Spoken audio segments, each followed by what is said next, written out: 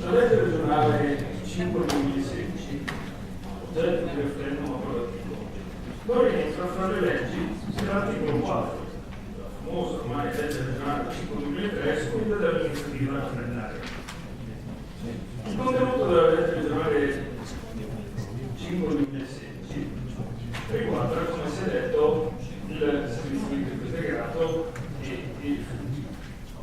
Ma nessuna di queste materie riguarda quelle categorie di leggi che sono indicate nell'articolo 4 della 5 2003.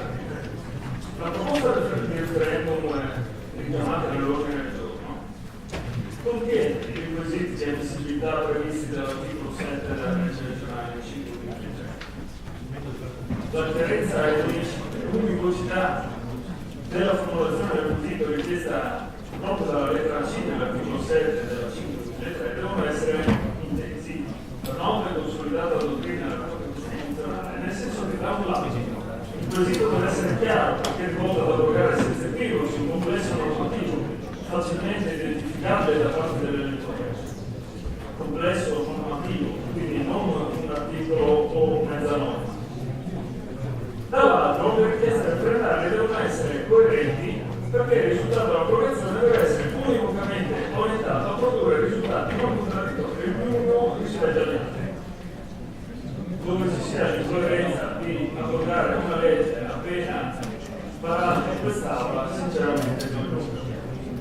Da questo punto di vista, il quesito referendario presentato dai promotori risulta essere dotato sia della chiarezza che della univocità. È chiaro che il risultato voto alla totale approvazione della legge 5 2016 è univoco perché non ci sono dubbi sul fatto che il risultato positivo del referendum porterà all'approvazione di tutte le norme contenute in quel testo legislativo. Scrivono più facile di così, francamente impossibile.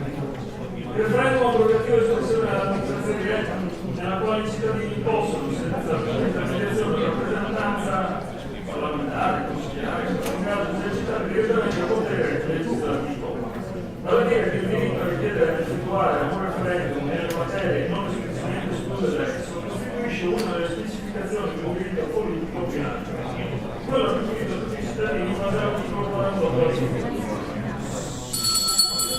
L'approvazione popolare dell'intera legge rappresenta la domanda referendaria più fedele al modello dell'articolo 75 della Costituzione, perché è capace di eseguire la decisione legislativa all'organo legislativo, chiamato così a disciplinare la materia in forme nuove in aderenza al pronunciamento popolare. Sarebbe dunque un capovolgimento di prospettiva ingiustificato l'assumere la figura sintomatica di una sorta di eccesso di potere referendario l'idoneità del quesito da abrogare attualmente una legge. Noi stiamo andando esattamente in direzione contraria.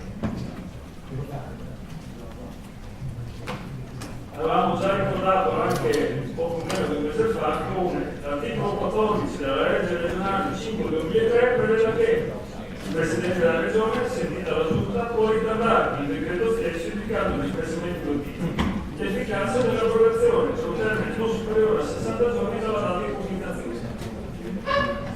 E come abbiamo avuto modo di ricordare poco meno di un mese fa per la riforma della sanità, mi pare di ricordare che per varare la 5 del 2016 abbiamo messo molto meno di 60 giorni. E per portarla in aula forse anche meno di 30. La razza dei 60 giorni indicati nel suo indicato articolo è quella di evitare punti normativi ritenuti particolarmente sgraditi al fine di consentire l'approvazione da parte del legislatore rappresentativo unitamente una memoria idonea per dire la disponibilità del tessuto normativo e ordinatamente, come prevede la sentenza della Corte Costituzionale 1668 che abbiamo già citato in quest'Aula.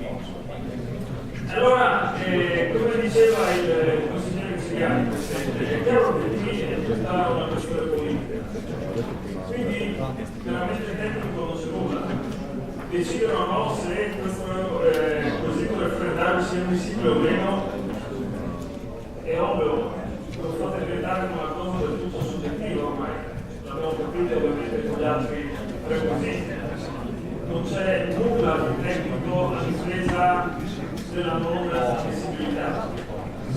Lo sarebbe stato se le materie di cui tratta la legge 5/2016 fossero tra quelle indicate come non passivi, diciamo così, di referendum previste dalla 5/2003, ma così non è. È l'unica discriminante quella.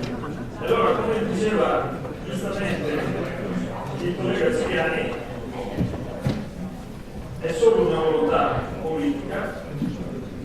C'è, come ha ricordato anche il Presidente Moretti, quella che ha definito una anomalia che ovviamente noi abbiamo sollevato per primi nella scorsa riunione, quando dicevamo che questa decisione, secondo noi, non può essere presa dall'organo che ha varato quella legge, dalla stessa maggioranza tra l'altro, e quindi con gli stessi politici che hanno varato quella legge.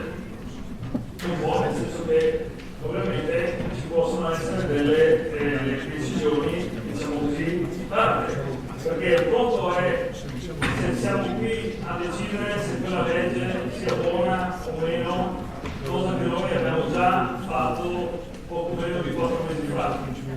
Un conto è se siamo a decidere se dei cittadini possono raccogliere non poche, ma 15.000 firme per portare poi all'attenzione di tutti gli altri cittadini della regione un quesito referendario, e quindi se gli diamo o meno questa possibilità. Noi ovviamente riteniamo che ciò sia possibile,